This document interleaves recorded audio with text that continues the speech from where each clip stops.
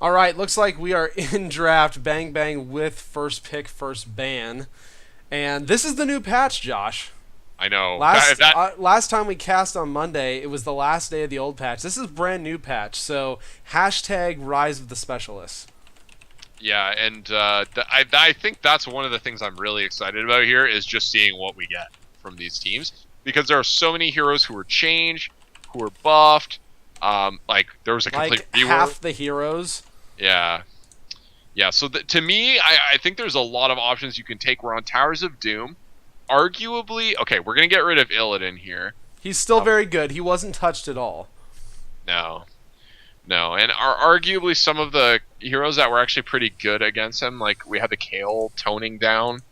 So, and then we're gonna get a Thrall. Okay, that Yeah. Thrall ban from LiT is interesting because they're gonna leave Kale on the table, but it's also potentially not first pick material anymore. Yeah, Honestly. I mean Kale is still good. Don't Yeah. get me wrong. He's very good still, but he's probably not going to be considered first pick, first ban anymore. I just Zagara would be very up there, but she's banned. If you didn't know, just because she has a bug with the Maw. So we're gonna get a Lost Vikings pick first with Bang Bang, and this is really interesting because Lost Vikings is not necessarily an odd pick on this map, but a first pick is definitely not the norm.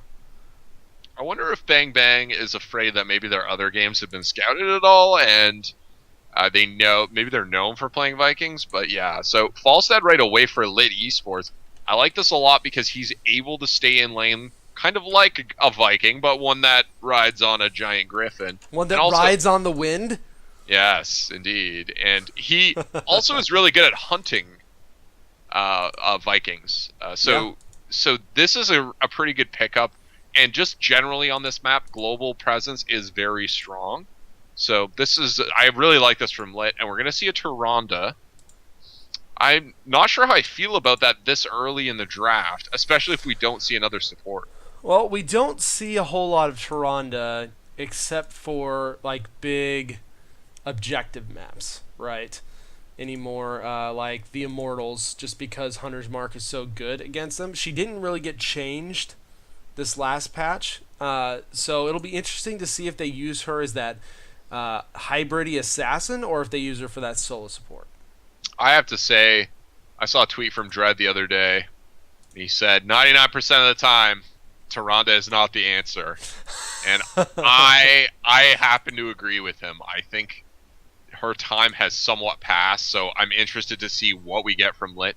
And Bang Bang going to pick up some Diablo ladies with Yep. Sonya and Li Ming, and that is quite a bit of burst damage they've added to their arsenal already. TPK. I like that they took Li Ming off the table so Yeah, that LiT couldn't get him because Li Ming can do incredible things via resets fighting against Lost Vikings.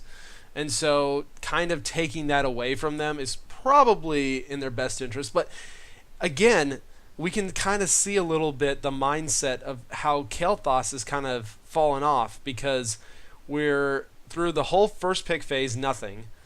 LiT actually, bans ETC, and so we're just waiting to see what Bang Bang bans as their I second. actually, I actually think Kale would be a pretty good ban for Bang Bang because they probably don't want to play him, and the chain bombs on the Vikings can be pretty frustrating. But they are going to go with Muradin. Okay.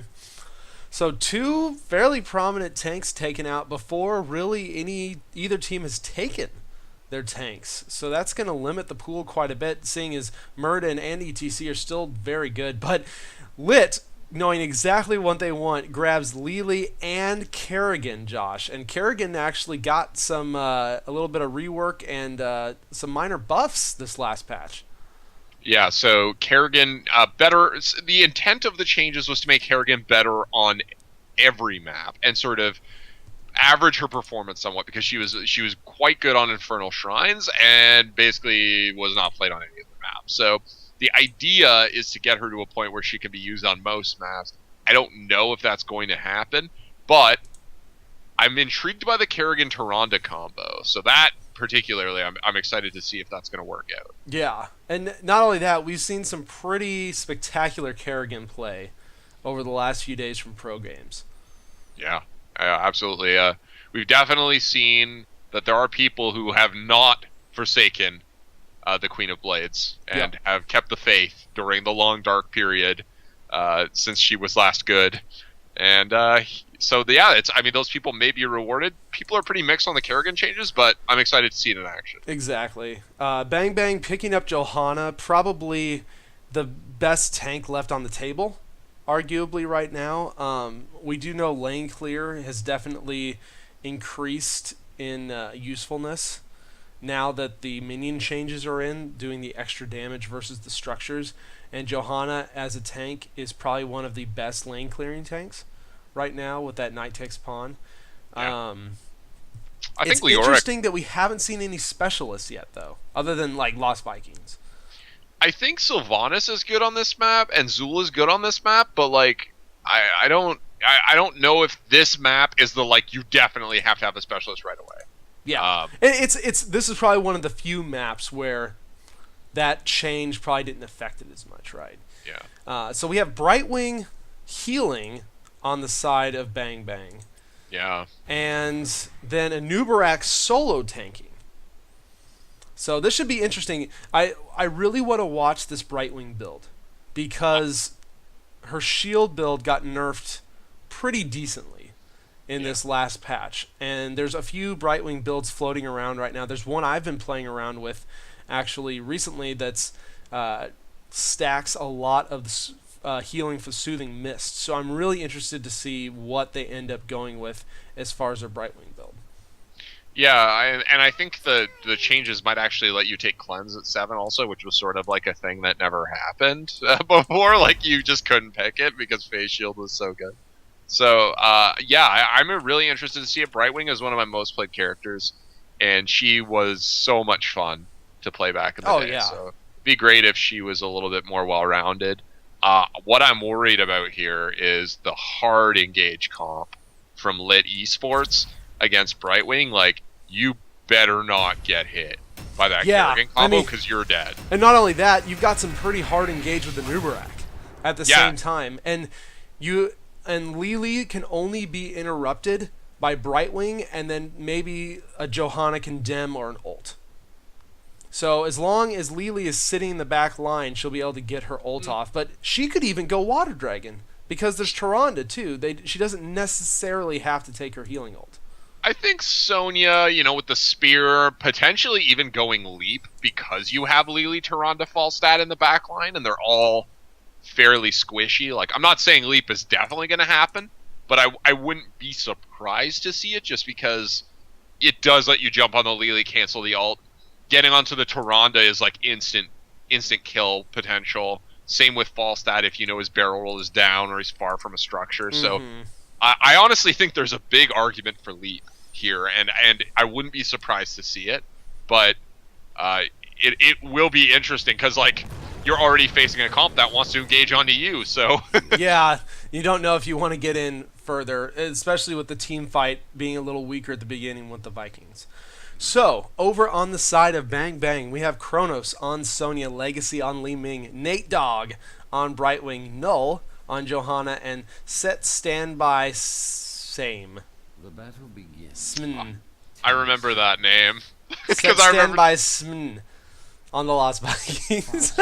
4, 3. And on the side of LiT eSports, we have Ravendel on Lili, Akuma playing Anubarak, Olivia on Falstad, Unknown Soul on Kerrigan, and Roses in Hell on Tyrande. Oh my. So metal. Yeah, I know. Look at that Kerrigan skin. We've got our master Kerrigan skin in the green on that epic elemental wolf. Yeah. I'm digging it, Josh. It looks pretty cool, and like I said, that master Kerrigan skin, obviously this person has kept the faith. So I'm excited to see what kind of moves we see. Olaf in a lot of trouble. Unknown Soul doing a lot of damage. Burrow in by Akuma. And the barrage of spikes gonna finish Olaf off. Falstad in a ton of trouble at the top, actually already being flanked. The fly goes up, the spear misses! If that spear connected, that was a dead Falstad. But that chicken flew the coop. Unfortunately, Baylog kind of same fate as Olaf as he was rotating up. And I tell you, LiT is coming out hard against this Vikings comp. And I mean, they have to. They have this really good early game ganking comp, and they need to make that happen. And then in the top lane, there goes Eric Eric. is going to fall. Yeah. So this is great work from LiT so far. This is exactly what they need to do. Put pressure on the Vikings, rotate into lanes, and Sonya's going to pay the price also in the mid That lane. was beautiful, and that's exactly what this comp is designed to do. We had a grass from Kerrigan into the stun. Then we had a Lunar Flare follow-up, and then a Nubarak was able to burrow charge in to stop the retreat, and they were just able to kill Sonya. Like, it was just perfectly executed. Yeah, I'm really impressed from what I've seen from LiT eSports so far, and they are engaging on this top left altar. Now they're starting to maybe just think about getting out there. Akuma taking so much damage. The poke from Li Ming is also substantial, and at this point, LiT has decided to re-engage TBK.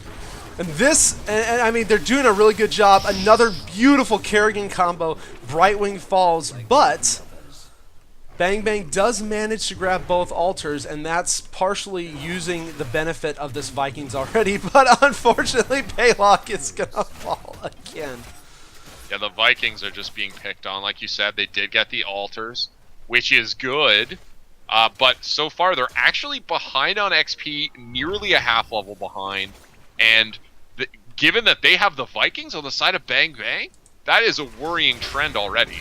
Yep, and Eric, again, top lane is going to fall. And this is something we talked about Monday when we saw a Vikings comp as well, is that if you're the team of the Vikings, you really don't want to see yourselves behind a half a level in XP. Yeah, especially not this early in the game. But like we've mentioned, LiT is doing a great job with these rotations. It's so scary to have the Kerrigan, the Anubarak, and then the Tyrande follow-up. But they're making it work constantly, and even though Revendel is getting a little bit of pressure here, we actually see the peel from Null. The stun onto Sonya, actually. She's trying to get out of here. Roses in Hell is okay, manages to withstand the pressure. And even though they didn't really get the engagement they wanted, LiT eSports is going to walk away from that.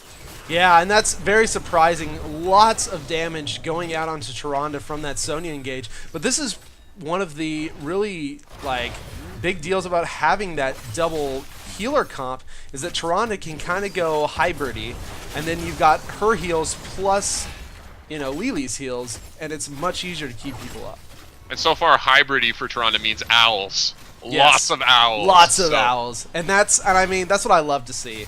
That's always the most fun Tyrande game, right? To see is just owls everywhere, owls in your face, people going to Hogwarts. I love searing attacks. I got to be real with you, but yeah, obviously the owls are pretty fun too. So we have already Olaf channeling tribute. Great owl from Roses in Hell to cancel that. It's gonna buy a little bit of time for LiT eSports, and they will get the invert from the Falstad. Kerrigan going in, the combo huge, connecting on Sonya and Olaf. Akuma zoning out the enemy backline, and just again, what a great team fight so far from LiT.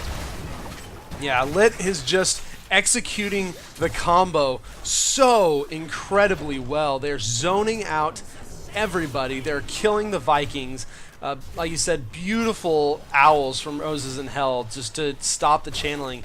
And I tell you, Bang Bang is really needing this Viking soak while the shrines are going on to just keep up. Oh, actually have a little bit of an invade here from Bang Bang. Unknown Soul doesn't like that. He gets a huge Kerrigan combo. Baylog will fall. Sonya also follows. Null and Johanna getting body blocked by the back line of LiT eSports so deep. Wasn't able to escape, and LiT is going to get the camp, and they're going to get some kills. Yeah, that is really impressive. Another Viking bites the dust. The Vikings are just getting completely rolled right now, Josh. It's absolutely painful to watch. I feel like to see them dying, and now they're a full level behind. I feel like Falstad's like, you call that a beer?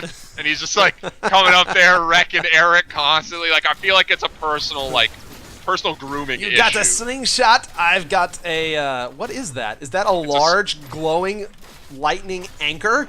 Yes, yes it is. I was gonna be like, it's a storm hammer, but then I'm like, oh yeah, pirate skin, it's an anchor. True. Arr. Oh, true. Oh goodness. So let's look at some of these talents. I'm looking at this Brightwing build. She did go phase shield, Okay. which is kind of interesting. I mean, and not only that, she didn't take her talent at the beginning to lower the cooldown of that phase shift. So this is I mean, the phase shield's still not bad, but it's not going to be up near as often as it would be with that other level 1 talent. She is getting caught out right now. Beautiful stun by Kerrigan. The Maelstrom goes out. So much damage going down. Unknown Soul just getting crazy. Yeah, and we actually have heroics that have come in there for LiT eSports, and it is going to be the Jug of 1,000 Cups. We talked about potential Water Dragon, but it will be Jug and Starfall, and Balog is going to die again. My goodness. And pretty much everything else is what you'd expect. Locust Swarm from Manuberak, Mighty Gust obviously from False Down, Maelstrom from Kerrigan.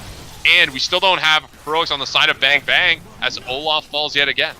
Man, like I said, the Vikings are just getting bodied right now. And I want to point out one of the really cool new things about all these AI.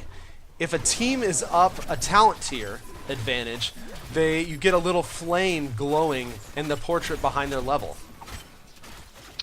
Really? Yes. I don't have the latest version, so... Yeah, it's really cool. So then, see, once they hit level, once Bang Bang hits level 10, the flame goes away. So it kind of shows, hey, this team is up a talent tier, and that means they're at a fairly decent advantage at this point.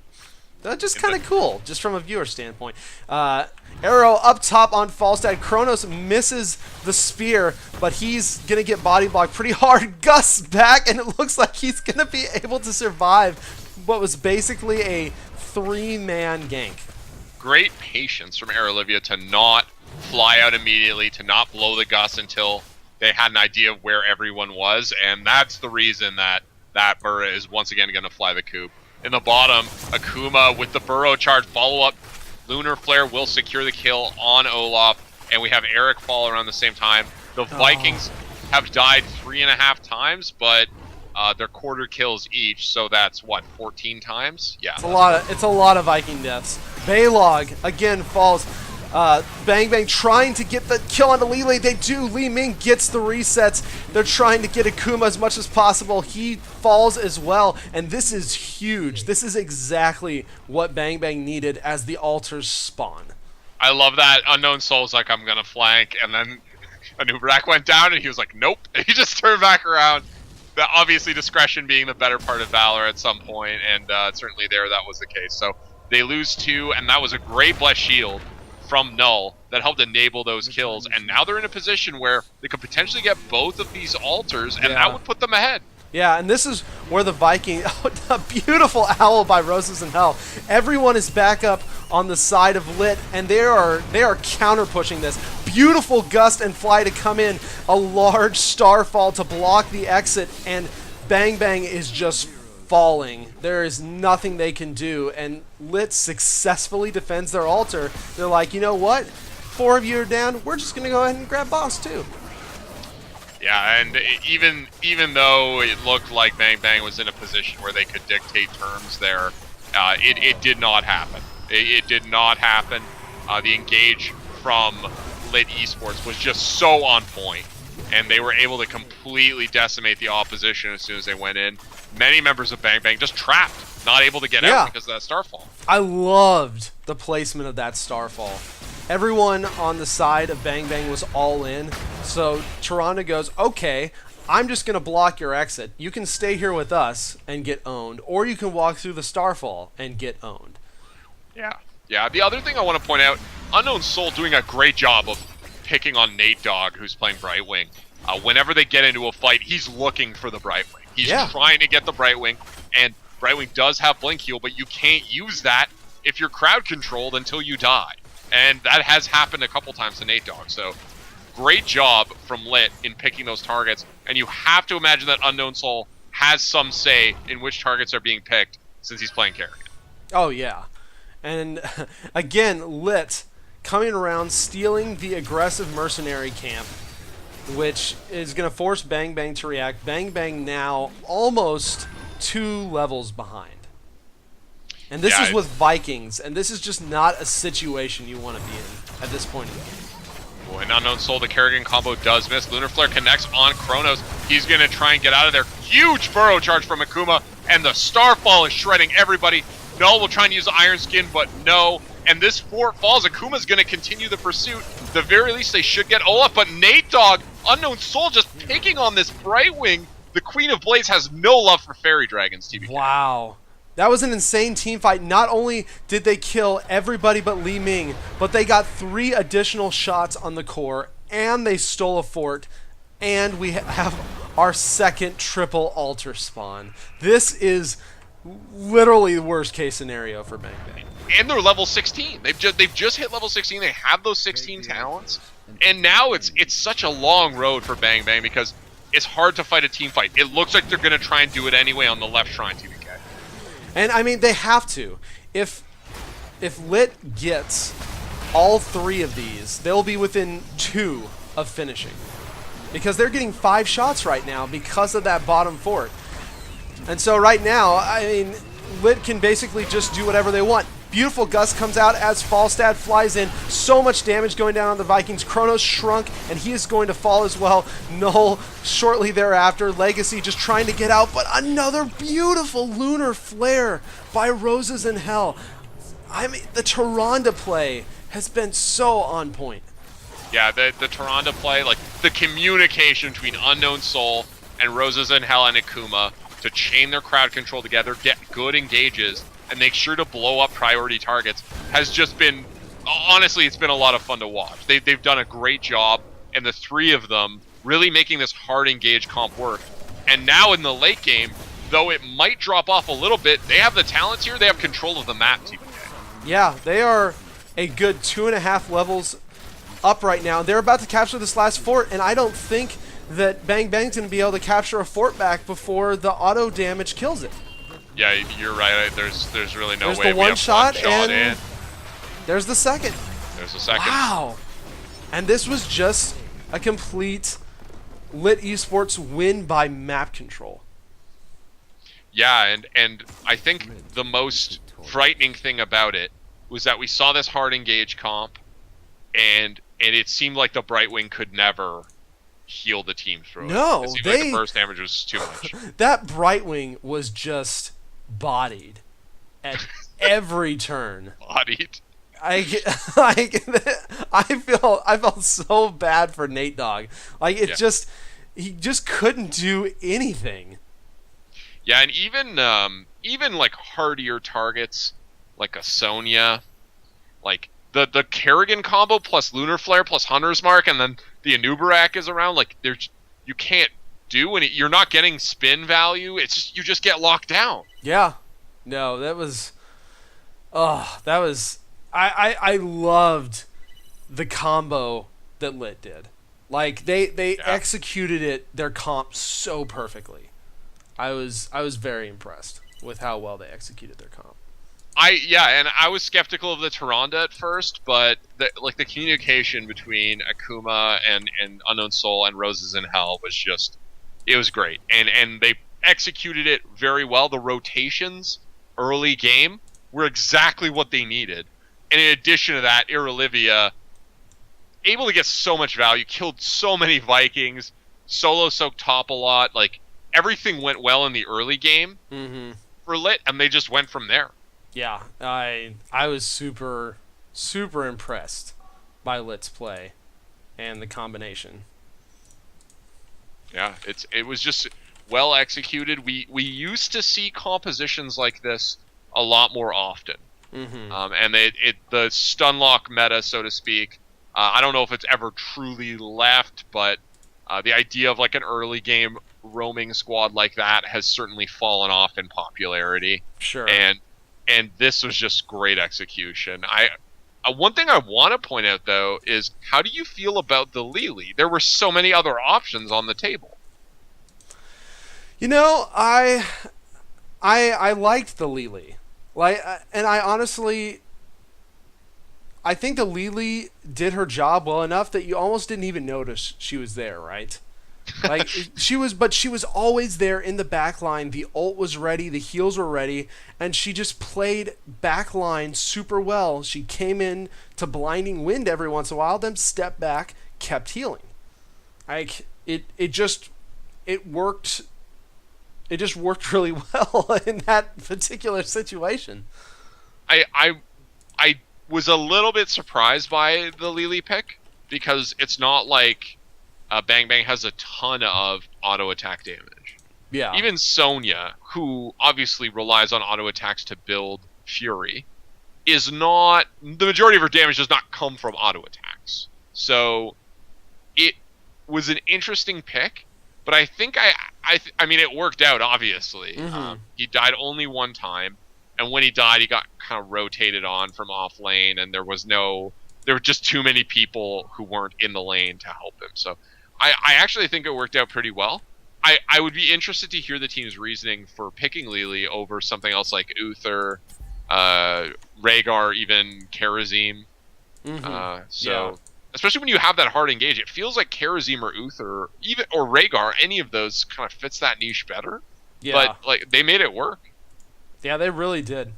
I was impressed. And I mean, I think Lili's a decent like secondary healer.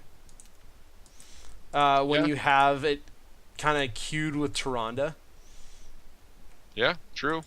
I mean, I guess the Serpent also probably got pretty good value, like on a target like Kerrigan or even a Nubarak. So I guess that makes sense. I just not normally what we would see in a situation like that, but like I said, it obviously worked out. So well played for sure. No, I was really impressed. Not something we see every day. day. Worked out. I didn't actually take note of her build, so that's my bad. I probably should have done that. Especially with heroes where we don't see them a lot, or in this case, we also have a lot of heroes this patch who have undergone very large changes. So. Mm-hmm. Yeah, for sure. Okay, so getting the lobby set up, we're gonna be on Dragonshire. Yes. Yeah. Yes. Yes. I know you like your Dragonshire. I'm not the biggest fan of the map, but I definitely think that Dragonshire is a map where the team who understands rotations better often comes out ahead. And from what we saw in that Towers of Doom map, I have to say that I think that kind of gives LiT the edge a little bit. Mm-hmm. Their rotations were very crisp. They understood where enemies would be moving to and what areas of the map they would be moving through. Yeah, for sure. And they also did a good job of splitting the enemy's attention and ganking Vikings. So just seeing the map. I think that was one of the big things that I think won them that game. They were incredibly aggressive early game, and they did not give those Vikings like any leeway at all, like none.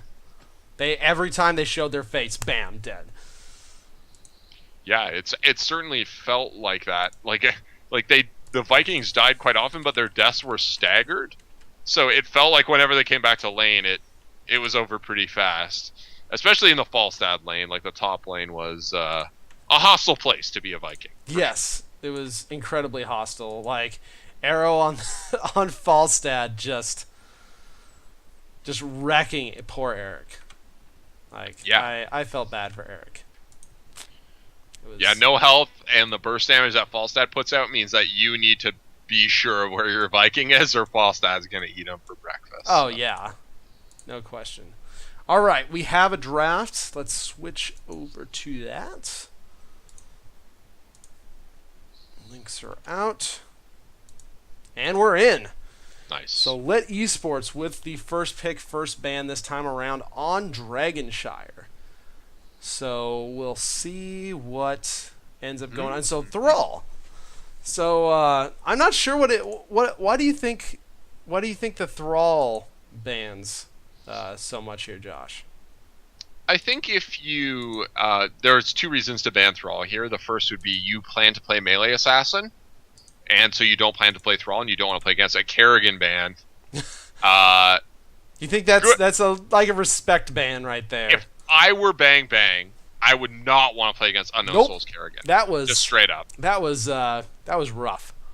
So I totally understand that. That's fine. However, Illidan is still on the table, and I am willing to bet that Unknown Soul probably plays a pretty mean Illidan. Yeah. So that'll be interesting. So LiT grabs Falstad again, and Aerolivia did an amazing job. Honestly, that first game had some really clutch gusts. And so I like seeing that from them. And here's something I figured we would see a little earlier, and it's kind of coming to pass. Zool right now, just an incredible laner, incredible pusher, and especially after this patch, very highly contested. Yeah, and I mean it's because of the increase in minion damage. Mm-hmm. So that particular now minions deal 100% more damage to structures, and that means that specialists who can push a lane, and Zool does that very well. Plus adds more minions. Yes, and clutters the lane even more, or causes towers to have to shoot down more, drain the ammo faster. Like he's just very good, and there's the answer to the Zool. Yeah, so with the Sylvanas. I think if you're LiT, you're like, okay, well, we probably don't want them to also have Sylvanas, and if we don't take her, she probably would get banned. So it's kind of just a good time to take her. Mm-hmm. Like, she either gets banned or picked by Bang Bang, and Bang Bang picks first after the midway bans. So it makes sense to pick her right now. Yeah. At this point, I don't think we'd see a solo Tyrande. I honestly don't think we would. No, but I like that Bang Bang took Tyrande away, because they basically ban out the Kerrigan, then they take the Tyrande. So they kind of kill that combo that LiT had last game. Yeah, I'm interested to see if we get a support ban here from LiT to try and limit further the options available to them, like to Bang Bang. I think that there's definitely some value in that strategy, because you could ban Rhaegar right here, and then you're left with, like, do you play Kharazim? Do you play Mal? Kharazim's pretty decent. No, Kharazim is great. I think the changes to him might allow us to see some interesting builds, but not everybody is a Kharazim player. So we're gonna get a Rexxar ban. And interesting. I don't quite know what to think about that. I will be honest that Rexxar does actually pretty well in the top lane on this map. He does, especially because Misha can capture the shrine, or Rexxar can capture the shrine, and Misha can stay in lane. So there's some really nice synergies with that objective capture-wise to do that. But at the same time, Rexxar is just someone you don't hardly see ever. Yeah, it seems sort of to me like maybe that was like a we don't want to ban, so here is the ban. Maybe. Honestly, like unless they've seen something from Bang Bang that suggests that they would play Rexxar, it's just kind of a weird ban for sure. But because of that, Bang Bang was afforded the opportunity to grab ETC. Now, they won't have the Divine Shield to combo with it, but they most definitely could pick up Rhaegar here if they really wanted to. Honestly, if they feel like Kael'thas is still decent enough, I think he's also a pretty scary choice here, because you can power slide into Gravitas. They're going to take Rhaegar. That might mean that they're hiding their last pick. Yeah, and that's not a bad move, right? Because you take the obvious choice, kind of just grabbing your support, and now you can kind of react to whatever LiT picks with their last two. LiT goes ahead and grabs Muradin. Muradin's interesting because he lost his Unstoppable on his door toss, but he did gain some buffs in other areas. He's still probably one of the top 3 tanks, I would say, in the game right now. But he won't be able to get out of that Zul Bone prison anymore. Yeah, we're going to be relying on the Uther for that, probably. We're probably going to see a cleanse at level 7 against this composition with all the stuns and roots that we already have on the side of Bang Bang. It would be pretty risky to not go with cleanse at 7. Like you said, Muradin, I think the issue with tanks right now is that there's a few tanks that offer good CC and engage, and then everybody else is a bruiser, basically. And those top 3 or 4 tanks, I guess I would say 4 tanks, they you can't really totally ban them out, and most people don't want to. But we're gonna see a Raynor. Jimmy is here. Hey, man. Okay, so this is interesting. So we don't see a ton of burst damage on the side of LiT. No. It's a very sustained damage comp. Bang Bang with their last pick, we could see. Oh, well, I can talk about what we could see all day, but what we are going to see is Lunara. I really like this pick because there's not a lot of great hard engage on the side of LiT, and that is a scary thing for Lunara, whenever the enemy team can just choose to get onto you and start to kill you. So there isn't that. And Uther is a burst healer, and he doesn't necessarily do well if Lunara is really spreading her damage around. I think with the changes to Uther, there's definitely a viable build path now that will give you a very powerful W. And it will do a better job than old Uther. Yes, for sure. So it's not his niche, but I think you can build him to be pretty good. Not as good as Karazim, maybe. Not as good as like even Mouse alt, but like I think there's definitely value to some of those new talents. So that's with Uther undergoing as many changes as he did, definitely a character that I will keep an eye on the talents, because there were so many added, so many new ones, so many ones that were reworked, and it's going to be interesting to see, because you could even, with the amount of sustained damage we see on the side of LiT, we could even potentially see some of the damage talents that were added. I don't think that's outside the realm of possibility, particularly Holy Shock.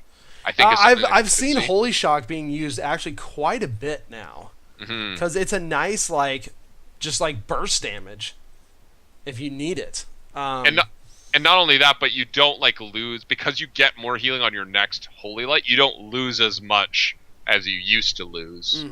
So I really like that part too. I like that you get the damage, you don't lose as much healing as you would normally. So yeah. All right. So on the side of Bang Bang, we have Kronos on ETC, set standby Smn on Lunara, Legacy on Tyrande, Nate Dogg on Rhaegar, and Null on Zool. And on the side of LiT Esports, we have Ravendel on Raynor, Roses in Hell playing Sylvanas, Aerolivia again on Falstad, Unknown Soul is playing Uther, so that's a swap to support for Unknown Soul, and the former support Ravendel playing Raynor, and Akuma will reprise the tank role on Muradin. It's the same as Bang Bang, because Null was on Johanna. A couple of role swaps, maybe just some comfort picks. Probably. I honestly, I like Bang Bang's comp better, to be completely honest. Got a little bit of a bush party going on. Tron about to walk into Muradin. The stun goes down. The rest of the team, though, not near enough to really capitalize on it. Bone Prison goes down onto Raynor, and this could be one dead Raynor if it's engaged properly, but unfortunately, neither Power Slide nor Lunar Flare hit, so Raynor's going to be able to get out of there just fine. I thought for sure he was going to die, and I felt like if Bang Bang could have rotated around that shrine a little bit, maybe, but that's not what ended up happening. And now, here we go. We have the 4-man rotation into the mid. We should see that shift into the bottom, and it's going to be a standard 4-1 on the side of LiT Esports. Yeah, Lunara is going to be up against Falstad, and this should be actually a really interesting lane. She can push quite well, and so I expect to see a lot of good stuff coming from there. Bone Prison goes down onto Uther. Kronos taking quite a bit of damage. Lunar Flare goes down. Dwarf Toss in with the Stormbolt, and that's going to be one dead cow. I'm loving what I'm seeing from Unknown Soul, because he's playing Uther the way that I love to see Uther get played, which is full ham. Not afraid to be in the front line, not afraid to get into a position where he can make sure that his team is able to get that damage in. So really excited to see what he chooses going forward. For the moment, he just has Conjurer's Pursuit, which is pretty standard. Yeah, I'm very excited to see some of these builds coming up. Rotation down, nice Lunar Flare onto Akuma. The Hunter's Mark goes down, but unfortunately there's really no follow-up, as just most of LiT Esports rotates to the bottom to hold this shrine. Yeah, and I think for the moment, LiT is going to be fine with just continuing the 4-1 rotation, trying to catch some people. Falstad's actually taking top now, and I think in a straight-up fight, Falstad feels pretty good against the Lunara. So now, Rosa and Hell gonna cap it in the middle. This is a very early Dragon Knight team. Wow. And that was great. Sylvanas up in the middle, just completely uncontested. And so now Kronos and Nate Dogg having to rotate around. This Dragon Knight is not going to last long, like you said, being only about 2.5 minutes in. But Roses in Hell was able to take both the towers in the middle and almost finish off the gate. And not only that, she drew all the Sylvanas drew all the attention away, leaving more towers to fall on the bottom. Yeah, and already those towers are gone. This tower has no ammo. We're going to get a little bit of fort damage. This is pretty good for a 2-minute Dragon Knight. Yeah. Getting those walls, that's pretty much what you'd expect. Roses in Hell probably not going to get much more done with this, as the time and the health are very low. But really honestly, a very good Dragon Knight this early from LiT. Yeah, it really is. Up top, Lunara is kind of getting bullied by Olivia on the Lunara, just because Olivia's got longer range on that hammer toss. Rhaegar's going to come up to kind of help stabilize things a little bit, as LiT is going to grab their bruiser cam. So one thing I want to point out, Uther, Unknown Soul and Uther took Beacon of Light at 4, which is one of the new talents for Uther. It heals Uther for 30% of all healing he does to allied heroes, kind of mimicking the talent from WoW that Holy Paladins have. And I really like this talent, especially if you know that you're going to be in the front line. It pays to get some healing on yourself also. So yeah. I will continue to follow the build, but I think this fits Unknown Soul's playstyle pretty well. Yeah, it allows him to be more aggressive, because he can be up in the front lines a little more, attacking things, healing other people, and still getting healed himself. Yeah, exactly. And I think that's really what I've seen from him so far, suggests that he likes to get in the thick of things, even on Uther. And I honestly, there's probably been no better a time to do that than right now with these new talents, excepting maybe when Uther had Sprint and Divine Storm was an initiation tool. So yes, the good old days.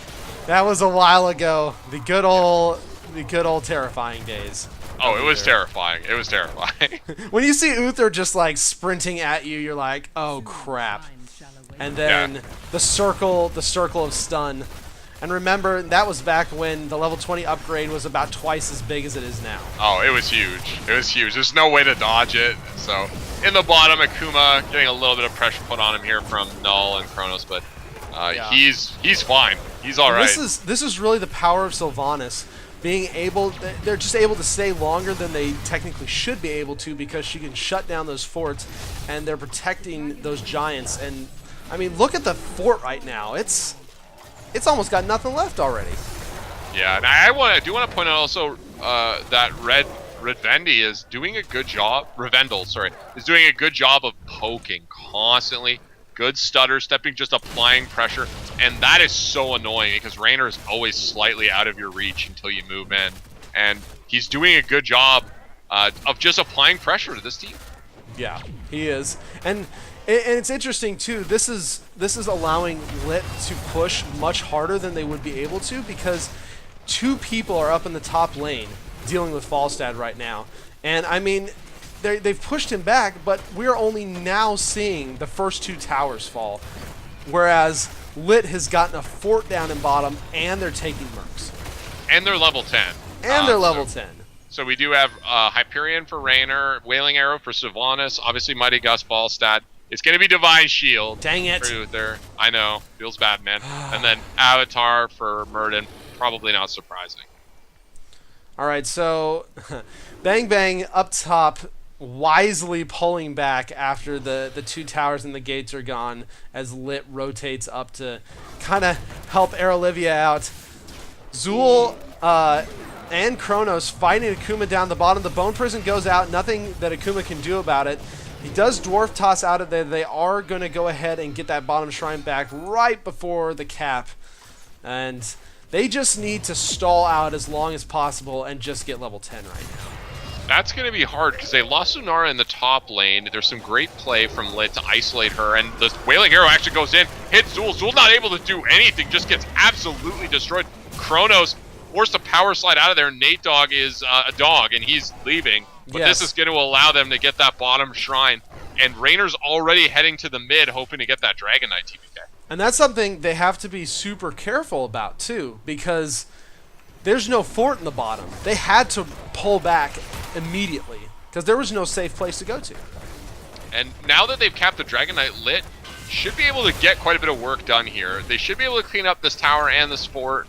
Need to be a little bit careful because our team is very spread out. We now have Akuma coming in from off lane, and it looks like he's going to wait here for this this Lunar and just zone her out while they take down the fort in the mid. Yeah, and again, another very valuable Dragon Knight. They're getting at least one fort. Sylvanas just there the whole time, hitting it and causing the fort not to be able to do any sort of retaliation. And then up on top, you have Olivia. The towers are gone, the gate's gone, and he's already started getting damage on the fort. I really like this patience also from LiT.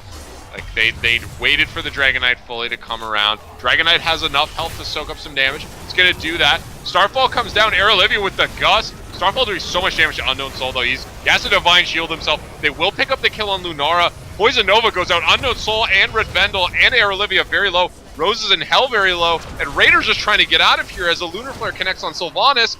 And Rhaegar's gonna clean that up too. So that was actually a little bit of a disaster on the side of LiT.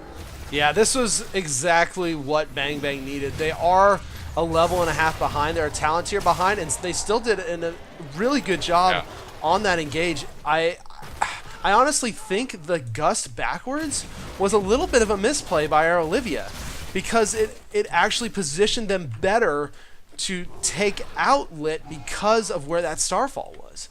Yeah, you bring up a really good point. The gust actually did not help their team at all. Like you said, it pushed them back into their own backline, and it didn't feel like that actually really changed Bang Bang's plans at all. Well, not only that, Null got off a Poison Nova that ended up hitting more people than it would have pre-gust.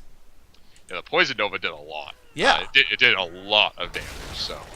like you said, it sort of was an unfortunate situation, and there wasn't really the sort of follow-up to the gust that would be needed. I like this move from Kronos, getting aggressive, but he needs to be careful. He's now way ahead of his team. He's gonna juke that Stormbolt with his power slide, but I like the aggressive intent, but you can't 1v5, and he wisely withdraws.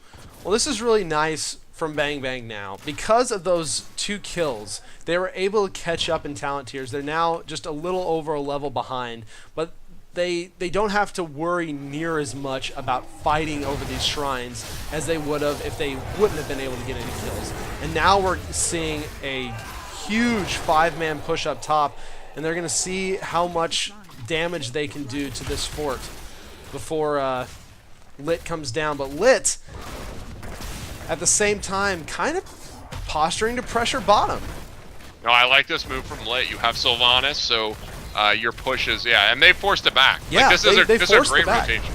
This is a great decision from LiT to just be like, well, you can't really trade evenly, and we'd prefer to lose our fort for your keep. Yeah. So they forced that decision, and now they've backed, and yeah, they don't have 16. It's not too far to 16 now for LiT, but great decision making. We'll see what they do next.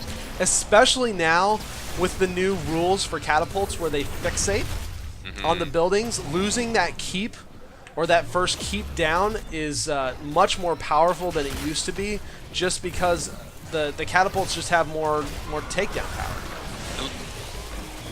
And in the bottom, Rhaegar actually gets blown up. Kronos way ahead of his team, will get destroyed. Murden gets hit by the Bone Prison, no follow-up at all. And while that fight was happening, TBK, there was a Knight and a Siege Camp that have taken this bottom keep to half health.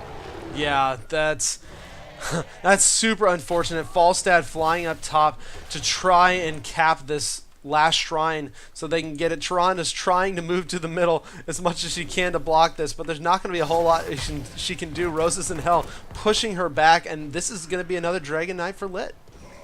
And Akuma did a great job of stalling out both Zul and Lunara on the bottom lane. They were trying to kill him. He was okay with that as long as they didn't take the shrine. And because of that, we again have Red Vendel in the Dragon Knight, Raynor ready to wreck some of these enemy buildings during this Dragon Knight phase. Yeah, I was really impressed with LiT waiting and interrupting Kronos' mosh pit. That was a really good move by them. Red Vendel is going to come around. This bottom keep is going to be in their sights. It's already at half health. And if they can get at least one keep down with this Dragon Knight, especially while they're a talent tier up, this will be a huge advantage for them. Yeah, and they should be able to get this bottom keep, no problem. It's actually going to be a little bit closer than I thought, but yeah, they will get it. And then now the question is, how is Red Vendel going to get out of here? He's probably going to try and just walk out with the Dragon Knight, and there is a little bit of a knockback when it dies, but he is in a potentially dangerous position if there's some follow-up, but it looks like there won't be as much as hoped. And yeah, the Lunar can't trade with Rainer. Yeah. So. And at the same time, the rest of LiT pushing up top, both towers gone, gate gone, and almost half health damage onto that other keep on top. I mean, LiT is just making their rotations perfectly right now. Yeah, that was a great decision to be like, well, you deal with the Dragon Knight or you deal with us, and you got value for both things, truthfully. So it was a really good decision for LiT. I do want to point out we have Righteous Defense for Uther at 16, which is healing a hero with Holy Light reduces all damage they take by 50% for 2 seconds. I like that. It's a new talent, and I really like it. Yeah, it's quite potent, and especially against a comp that wants to do burst damage, like one that has Tyrande, for example. It's quite good. It can reduce quite a bit of damage. It's just a shame that it doesn't seem to show those stats when you use it, because they would be nice, kind of like the safeguard to see how much it does. So not only that, we now have Cold Embrace on Sylvanas. That's going to be big. And actually, Kronos will claim that Mercamp. Pretty big mosh pit here, hitting 2, and the Starfall combined with that is actually going to pick up Uther as well. So Red Vendel and Roses in Hell are on the retreat, just trying to get out of here with their lives. Legacy is close enough to land a Lunar Flare. He does. Rainer slowed. He's just trying to get out of there, and he will, TBK. Wow. So this was LiT almost getting a little too greedy. Everybody from Bang Bang was up. They were on the same talent tier, and in that choke point, Starfall just got so much value. Poison Nova on top of that, and then a great two-man mosh pit to help clean some stuff up. This is exactly what Bang Bang needs. If they can turn this into a Dragon Knight, they should be able to get some really good push in. And that, whether or not they can do that is going to be dependent on the decisions they make in the next couple seconds. In the bottom, Akuma trying to force the fight around the bottom shrine, but both he and Red Vendel are very low. He needs to be careful here. I don't know if he's aware. Okay, now he does see Legacy. They're going in, and Roses in Hell is going to try and join. Yeah, and just great job by Kronos to stall that out. A nice Lunar Flare to keep them from chasing too much. And we have our first blue Dragon Knight of the game. Set is going to try and do as much damage as he can to this fort in the middle. His team rotating to join him. And let's see what they can get done. Yeah, so far the Dragon Knight's taken a lot of damage, not done a lot. The Wailing Arrow goes in, hitting multiple targets. Starfall doing a lot of damage. Null's just trying to get out of here, and for the moment he will. The Dragon Knight doing a lot of melee damage to Sylvanas. The root and the stun and the power slide onto Akuma is not enough to seal it. The Poison Nova goes out to little effect. The Ancestral is blown. At this point, the only thing up is Thornwood Vine on the side of Bang Bang. They need a kill here. They need to get a kill. Oh, the juke on the Lunar Flare, and she doesn't even have enough mana for an owl, which would be like what you would do here is just try and throw an owl in there, but no. This is just super unfortunate. If Bang Bang was able to net 1 or 2 kills out of that, that would have made that whole experience worth it. But unfortunately, because they didn't net any kills, oh, there's a mosh pit goes down by Kronos, catching 2. They're going to have to get Uther, and Divine Shield goes down.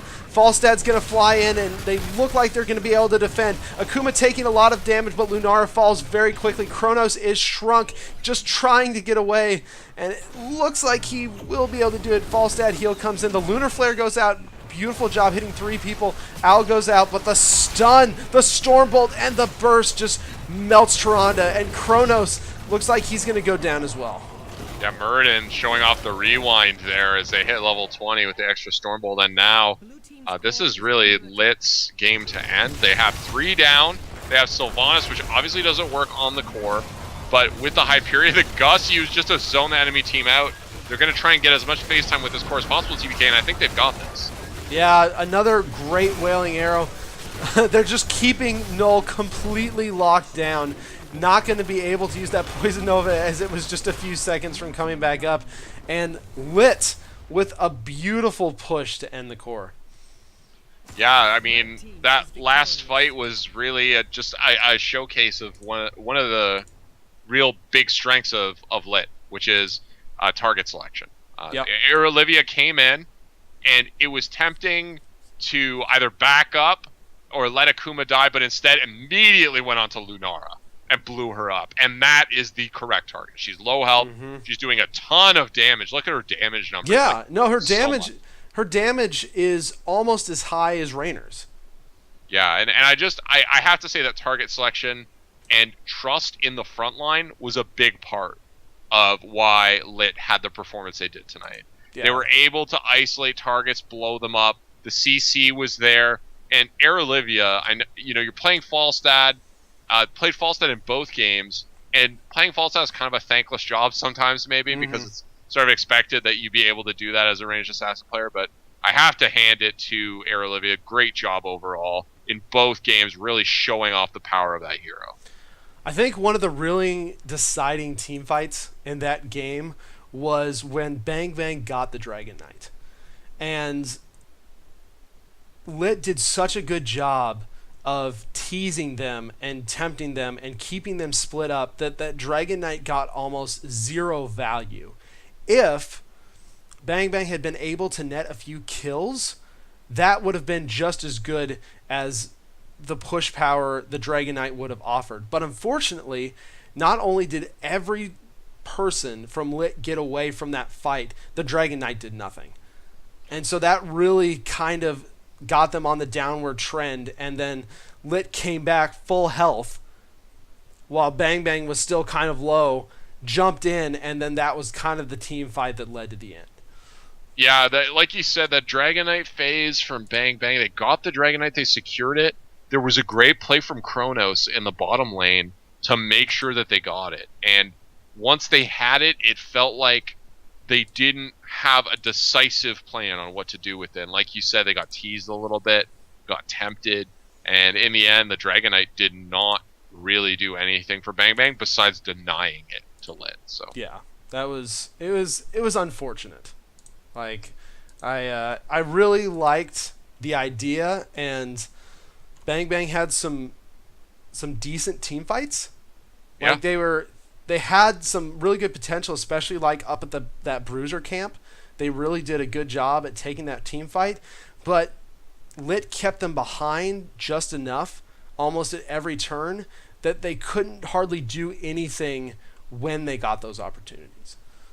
Yeah, I mean, it's like, again, it just felt like LiT was sort of in the driver's seat, and like it was hard for Bang Bang to really come back, and there's even a team fight, a couple maybe, that they fought a Talenteer down, and it looked pretty good, but LiT just had a chokehold, honestly, on that Talenteer lead.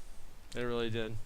Well, GG's to LiT. They will be moving on in the playoffs, and some really good games from them. I loved seeing the coordination. I love seeing the comps, like the lockdown comps, the Kerrigan and the Tyrande, that are executed properly. And LiT really did a good job with that. Yeah, and I just felt like LiT specifically, their macro level decision making was also very good, and it's nice to see that. It's honestly that is a hard part of Heroes of the Storm for a lot of people, and it's something that comes with experience in a lot of cases. Like, the more you play the game, the better you intuitively understand the rotations. And so for veterans of the game, it's often something they don't talk about as much because they're used to it, they've done it. But if you're trying to fight your way into the competitive scene, those macro level rotations are such an important part of your game. Yeah, and LiT had them down. They did. They just were able to out-rotate their opponent at every turn. But good job to Bang Bang. Saw a lot of good stuff from them. It just unfortunately was not enough in the end to overcome some of the coordination that LiT brought to the table. Well, Yeah. guys.